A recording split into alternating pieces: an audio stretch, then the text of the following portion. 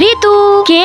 আরে জুলি, তুই তুই আসবি তা আসার আগে একবার আমার কাছে ফোন করে জানাবি না? হঠাৎ করেই চলে আসলাম, তা তোর এ কি অবস্থা? আমি তো তোকে চিনতেই পারছি না। ওসব কথা বাদ দে তো, চল আয় তোদের পরিচয় করিয়ে দিই। এটা আমার হাজবেন্ড রাতুল, আর এটা আমার ননদ লিনা, আর এটা আমার ফ্রেন্ড জুলি। ঋতু, আপাকে বাড়ি নিয়ে যাও। ঋতু, তুই একসময় ক্লাসের সবচেয়ে সুন্দর আর মেধাবী স্টুডেন্ট ছিলি, আর এখন তোর এ কি অবস্থা? চাকরি না করে মাঠে কাজ করছিস? আমাদের চাষবাস করেই সংসার ভালো মতো চলে যায়, চাকরি করা লাগবে না। তোর ননদকে বিয়ে দিচ্ছিস না কেন? এতে তোদের একটু খরচা কমে। আরে কি যে বলিস না তুই, লিনা এখনো অনেকটাই ছোট, ওর বিয়ের বয়স হয়নি, বিয়ের বয়স হলে ঠিকই বিয়ে দিয়ে দেবো। ঋতু, যাও তোমার বান্ধবীকে আমাদের এই সুন্দর গ্রামটা একটু ঘুরিয়ে দেখিয়ে নিয়ে আসো। হ্যাঁ যাচ্ছি, তোমরা তাহলে রান্নার ব্যবস্থা করো, আমি জুলিকে আমাদের গ্রামটা একটু ঘুরিয়ে নিয়ে আসি, সাথে কিছু বাঁশকড়ালও তুলে নিয়ে আসবো। বন্ধুরা, আল্লাহকে ভালোবাসলে লাইক করো, আর মাকে ভালোবাসলে চ্যানেলটা সাবস্ক্রাইব করো। তুই রাতুলের কি দেখে বিয়ে করেছিলিস বলতো? ভালোবাসা দেখে। আমার প্রতি ওর ভালোবাসা কোটি টাকা সমান। আমার সুখের জন্য ও সবকিছু করতে পারে, তাই নাকি? তাহলে আজ একটা ভালোবাসার পরীক্ষা হয়ে যা। কিসের পরীক্ষা? চল যেতে যেতে বলছি। রাতুল, আমার ইমার্জেন্সি 5 লাখ টাকার প্রয়োজন, তুমি কি দিতে পারবে? 5 লাখ টাকা? এতগুলো টাকা আমি এখন কোথায় পাবো? আমার কাছে তো এখন অতগুলো টাকা নেই।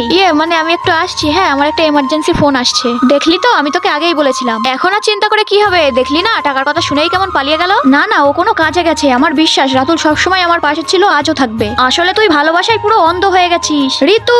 রাতুল, তুমি হুট করে কোথায় চলে গেছিলে? আরে আমি তো তোমার জন্য এটিএম থেকে টাকা তুলতে গিয়েছিলাম, এই দেখো টাকা। তুমি আমাকে এত ভালোবাসো আর আমি কিনা তোমার ভালোবাসার পরীক্ষা নিচ্ছিলাম? ছি, নিজের উপরে ঘৃণা হচ্ছে।